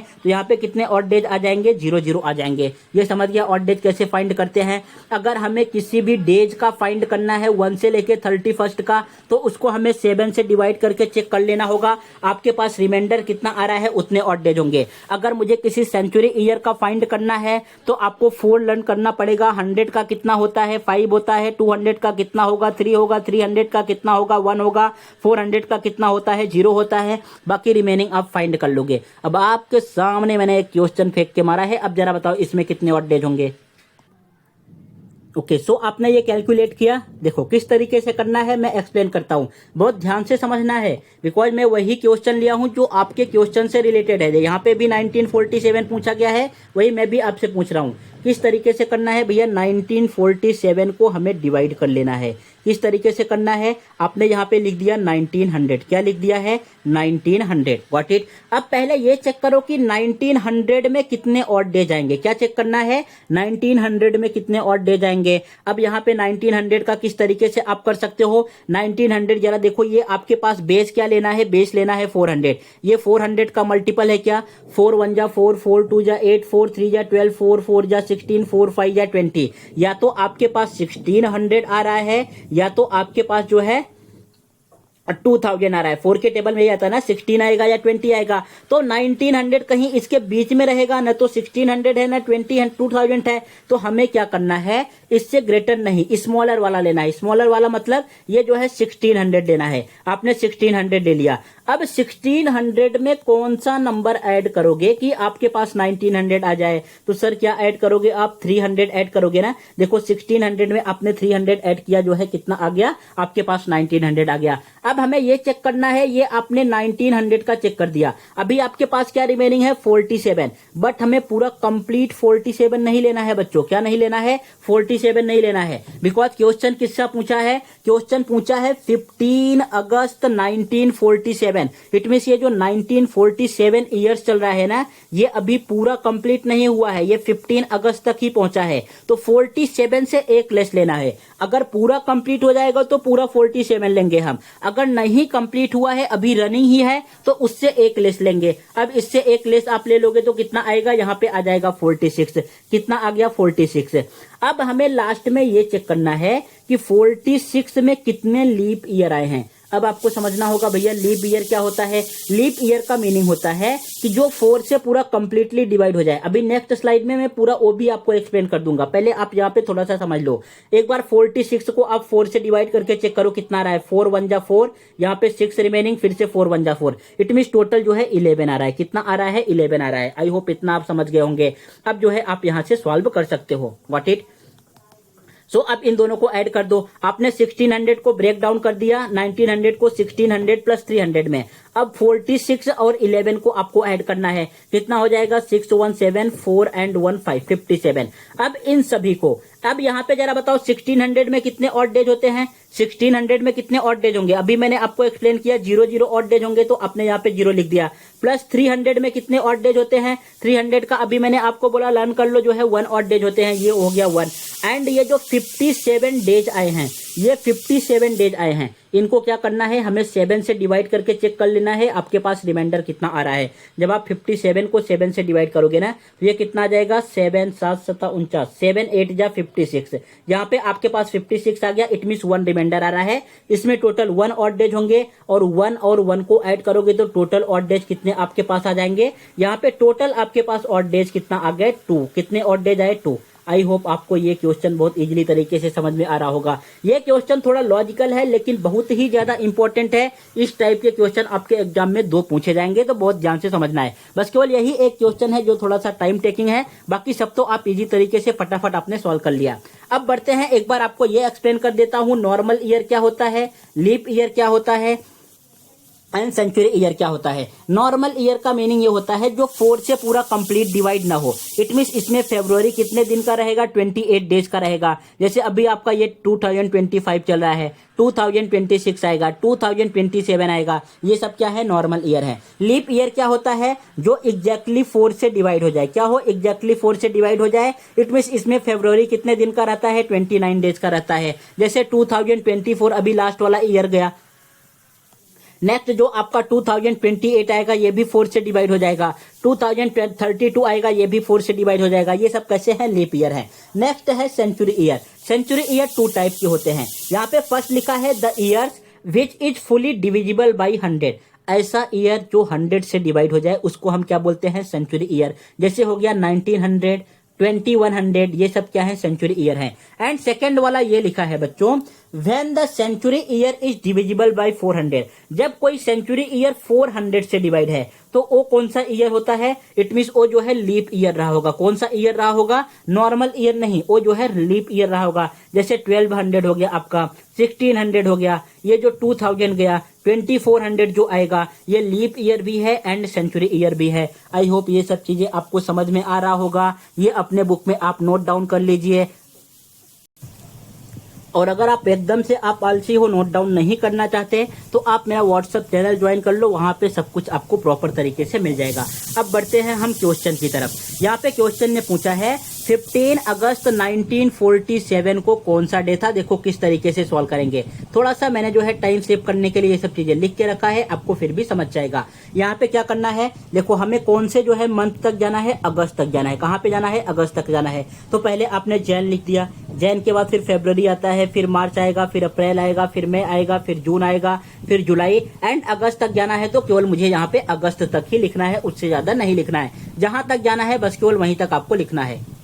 अब कौन से मंथ में कितने डेज होते हैं ये तो आपको पता होना चाहिए, आपने उसको यहाँ पे लिख दिया। जैसे जैन में जो है 31 होता है, फेब में जो है 28 होगा। भैया 28 क्यों होगा, बिकॉज देखो ये 1947 का पूछा है। 1947 कोई लीप ईयर नहीं है। लीप ईयर का मीनिंग क्या होता है, जिसमें 4 से कंप्लीटली भाग चला जाए, डिवाइड आप कर दो। Got it. सो यहाँ पे जो है इसलिए 28 का होगा। फिर इस तरीके से मैंने लिख दिया। एंड ये ध्यान रखना है कि अगस्त पूरा कंप्लीट नहीं हुआ है, 15 अगस्त का ही पूछा है। तो पूरा हमें अगस्त का 31 नहीं लेना है, जहां तक पूछा है। अगर 15 तक की पूछा है तो हमें केवल 15 डेज ही लेने हैं, जितना पूछा है उतने लेने हैं। अब इनमें हमें फाइंड क्या करना है, ऑड डेज। क्या फाइंड करना है, ऑड डेज। ऑड डेज कैसे फाइंड करोगे, जैसे 31 को आप 7 से डिवाइड करके चेक कर लो कितना रिमाइंडर बच रहा है। 7 4 जा कितना हो जाएगा 28, कितना रिमाइंडर बच रहा है 3। सो इसमें जो है टोटल 3 ऑड डेज हो जाएंगे। 7 का टेबल रीड करो, 28 आ जाए, कितने टाइम में आएगा, जो है पूरा कंप्लीट ये डिवाइड हो जा रहा है तो यहाँ पे 0 ऑड डेज होगा। फिर से 31 है तो कितना रिमाइंडर आएगा, 3 आएगा। अगर अप्रैल की बात करूं 31 को डिवाइड करके 3 बच रहा है तो यहाँ पे कितना बचेगा, 2 बचेगा। फिर से 31 है तो 3 आएगा, 30 है तो कितना आएगा, 2 आएगा, 31 है तो 3 आएगा। देखो अब यहाँ पे 15 डेज हैं, 15 7 2 जा कितना होता है 14, इट मीन्स यहाँ पे 1 आएगा। ये आपने किसका फाइंड कर लिया बच्चों, ये फाइंड किया है मंथ का, कि टोटल जैन से लेके अगस्त के बीच में 15 अगस्त के बीच में टोटल कितने ऑड डेज आए हैं। एक बार जरा इन सभी को आप कैलकुलेट करके बताओ कितने आए हैं। देखो ये 3 हो गया, 3 3 6 6 7 8 9 10 11 12 13 14 15 16 एंड 1 17। कितने डेज आ रहे हैं, 17 आ रहे हैं। अगेन इसमें जो है 7 से डिवाइड कर दो, यहाँ पे 7 से डिवाइड करके आप जो है ऑड डेज फाइंड कर सकते हो कितने ऑड डेज आएंगे। इट मीन्स रिमाइंडर कितना आएगा, 7 2 जा कितना होता है 14, कितना बचा है 3। इट मीन्स यहाँ पे टोटल कितने ऑड डेज आ गए, टोटल जो है आपके पास 3 ऑड डेज आए। आई होप ये सब चीजें आपको समझ में आ रही होंगी। थोड़ा सा इस क्वेश्चन को समझाने में टाइम लगेगा ही लगेगा, आपके ऊपर है, आपको देखना है कि टाइम पास करना है। अभी आप समझ लो, ये आपने सभी मंथ का फाइंड कर लिया। अब मुझे फाइंड करना है ईयर का, ये जो आपको 1947 ईयर गिवन है, तो इसको हम किस तरीके से लिखते हैं। देखो अभी मैंने ये लास्ट वाले स्लाइड में आपको एक्सप्लेन किया 1947 को किस तरीके से लिखते हैं। तो आपने यहाँ पे लिख दिया प्लस 1900, क्या लिखा है प्लस 1900। फिर ये 47 गिवन है लेकिन ईयर तो कंप्लीट नहीं हुआ, तो कितना लेंगे 46 ही लेंगे। एंड ये चेक करेंगे 46 में जो है कितने लीप ईयर आए होंगे। लीप ईयर चेक करने के लिए हर एक 4 साल के बाद लीप ईयर आता है, तो इसको जो है 4 से डिवाइड करके चेक कर लो आपके पास कोशेंट कितना आता है। इट मीन्स कितने टाइम कंप्लीट डिवीजन आता है। जब आप 46 को 4 से डिवाइड करोगे 4 1 जा 4, 4 1 जा 4, इट मीन्स 11 आ गया। अब जरा इसका काउंट कर लो, इसमें कितने ऑड डेज होंगे। अगर इसमें आप काउंट करोगे तो अभी मैंने आपको बताया 1900 में जो है कितने ऑड डेज होते हैं, 1900 में 1600 किस में कन्वर्ट करते हैं, 1600 प्लस 300। सो यहाँ से आपके पास कितने ऑड डेज आए थे, यहाँ से आपके पास केवल एक ही ऑड डेज आया था। इट मीन्स इसमें जो है कितने ऑड डेज हो जाएंगे, इसमें केवल एक ऑड डेज होंगे। अब जो है इन दोनों को आप ऐड करके या इंडिविजुअल जो है डिवाइड करके 7 से चेक करते हो। 7 का टेबल रीड करो, 46 आए या 47 से लेस आए, 7 7 जा कितना होता है 49, तो 7 6 जा कितना होता है 42। 46 में से 42 माइनस करोगे 4 आ जाएगा। 7 का टेबल रीड करो, कितना आना चाहिए 11 आना चाहिए। 7 1 जा 7, 8 9 10 11, यहाँ से भी कितना आ गया 4 आ गया। इन सभी नंबर को ऐड कर दो, 4 प्लस 1, यहाँ पे कितना आएगा 9 आएगा। अगेन जो है 9 को डिवाइड कर दो 7 से, कितना आ जाएगा यहाँ पे आपके पास आ जाएगा 2। सो यहाँ पे आपके पास टोटल 3 ऑड डेज थे। एंड जब आपने ईयर का फाइंड किया तो ईयर में कितने ऑड डेज आ रहे हैं, 2 ऑड डेज आ रहे हैं। इन दोनों को ऐड कर दोगे तो टोटल आपके पास ऑड डेज कितने आ गए बच्चों, 5 ऑड डेज आ गए। अब जरा ये चेक कर लो 5 ऑड डेज, इट मीन्स 5 वाला जो है दिन क्या होता है आपके पास। अगर 5th वाला दिन में बात करूं तो क्या आता है, फ्राइडे आता है। तो इसका करेक्ट आंसर क्या आ जाएगा, सेम आएगा ऑप्शन नंबर 3 फ्राइडे। तो ये क्वेश्चन आपका कंप्लीट हुआ। मुझे पता है कि आपको सबको शॉर्टकट जो चीजें देखने में ज्यादा अच्छा लगता है। जैसे कोई 10 मिनट का वीडियो अपलोड कर दो, 15 मिनट का पढ़ाई का वीडियो अपलोड कर दो, आपको मजा आ जाता है, लेकिन उसमें से कुछ सीखने को नहीं मिलता। बहुत सारे बच्चे ऐसे प्रीवियस ईयर के हैं जो ऐसा जो है वीडियो देख के गए थे 10 से 15 मिनट का, एंड उनका परसेंटाइल कितना था, किसी का 20 परसेंटाइल, किसी का 15 परसेंटाइल, किसी का 8 परसेंटाइल। इट मीन्स उनको ठीक से मार्क्स ही नहीं मिले, सभी के सभी क्वेश्चन उन्होंने रॉन्ग कर दिया था, एंड उनको एडमिशन लेने में बहुत ही ज्यादा प्रॉब्लम हुआ। तो ऐसे में टोटल जो है 10 प्रैक्टिस सेट आपको प्रोवाइड करूंगा, जहां पे टोटल पूरा डिटेल से एक्सप्लेन करने वाला हूं। अगर आपने मेरे साथ उस 10 प्रैक्टिस सेट को सॉल्व कर लिया, फिर जो प्रैक्टिस सेट 11 से आएगा ना, ये सब चीजें आपको लिखना भी नहीं पड़ेगा। आपका माइंड इतना स्ट्रांग हो जाएगा कि आप फटाफट जो है अपने दिमाग में ही बहुत सारे क्वेश्चन को सॉल्व कर सकते हो। बस केवल पूरा कंप्लीट वीडियो को देखना है एंड मेरे साथ बने रहना है। सो इसका आंसर आ गया फ्राइडे। अब नेक्स्ट बढ़ते हैं क्वेश्चन नंबर 19 की तरफ। क्वेश्चन नंबर 19 में देखो क्या गिवन है। यहाँ पे जो है आपको 4 कलर गिवन है। पूछा है इन कलर में से जो है भैया कौन सा कलर डिफरेंट है। जरा बताओ कौन सा कलर डिफरेंट आएगा, पीछे का लॉजिक क्या है। अभी यहाँ पे जरा बताओ कौन सा जो है कलर डिफरेंट है। देखो ये जो आपके पास रेड गिवन है ना, ये रेड हो गया, ये ब्लू हो गया एंड ये येलो हो गया, इनको हम बोलते हैं प्राइमरी कलर। कौन सा बोलते हैं, प्राइमरी कलर। ये आपके पास है प्राइमरी कलर। एंड ये जो आपको ग्रीन वाला ऑप्शन दिख रहा है, ये जो ग्रीन लिखा है, इसको हम बोलते हैं सेकेंडरी कलर। ये जो है 2 कलर से मिलके बनता है। कौन कौन कलर से मिलके बनता है? ये ब्लू प्लस येलो का मिक्सचर होता है। अगर ब्लू एंड येलो कलर आप मिलाओगे तो आपके पास जो है ग्रीन कलर आ जाएगा। इसलिए जो है इसका करेक्ट ऑप्शन आ जाएगा ऑप्शन नंबर 4। तो किस टाइप का क्वेश्चन सेट किया है, कलर से आपसे क्वेश्चन पूछ लिया प्राइमरी एंड सेकेंडरी कलर पे। तो यहाँ पे रीजनिंग में ऐसा है कि कैसे भी क्वेश्चन आ सकते हैं, बस केवल आपको पता होना चाहिए एंड आपकी प्रैक्टिस होनी चाहिए। प्रैक्टिस करोगे तभी आपको समझ में आएगा। नेक्स्ट एंड आज के लास्ट क्वेश्चन की तरफ बढ़ते हैं। अब जरा यहाँ पे थोड़ा सा वीडियो पॉज करो एंड बताओ इसका आंसर क्या आने वाला है।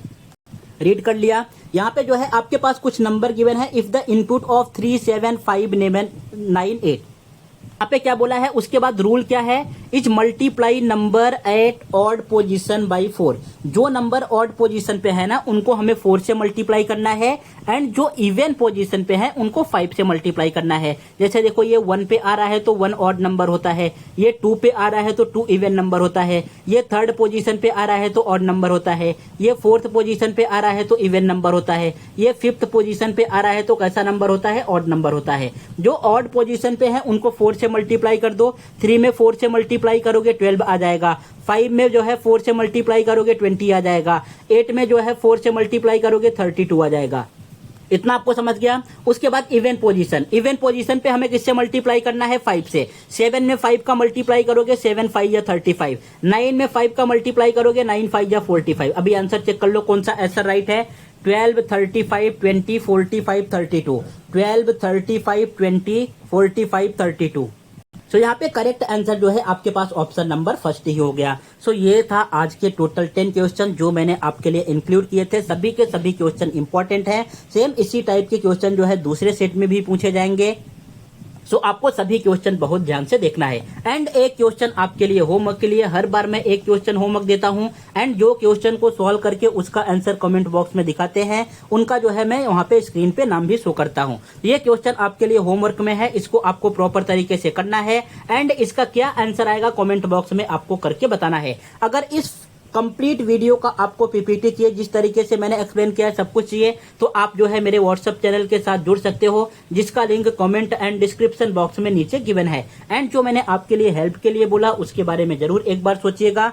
एंड जो आपके पास नेक्स्ट वीडियो आएगा, वीडियो नंबर 3, इन टॉपिक पे हम कंप्लीट करने वाले हैं syllogisms, statement and arguments, statement and assumption, statement and conclusion, course of action, cause and effect. Because अगर मैं बीएड की बात करूं तो टोटल इससे रिलेटेड 15 क्वेश्चन पूछे जाएंगे 40 में से। एलएलबी की बात करूं तो यहां से जो है 8 से 10 क्वेश्चन पूछे जाते हैं। तो ये जो 6th टॉपिक है बहुत ही इंपॉर्टेंट टॉपिक है। तो जो आपका लेक्चर नंबर 3 आएगा, प्रैक्टिस सेट 3 आएगा, उसको देखना मत भूलिएगा। पूरा ये कंप्लीट टॉपिक जो है एक में ही कवर कर दूंगा एंड जो भी क्वेश्चन लूंगा आपके ही एग्जाम का, प्रीवियस ईयर क्वेश्चन एग्जाम का क्वेश्चन लूंगा। मिलते हैं नेक्स्ट वीडियो में, तब तक चीजों को आप प्रॉपर तरीके से रिवाइज कीजिए। Thank you.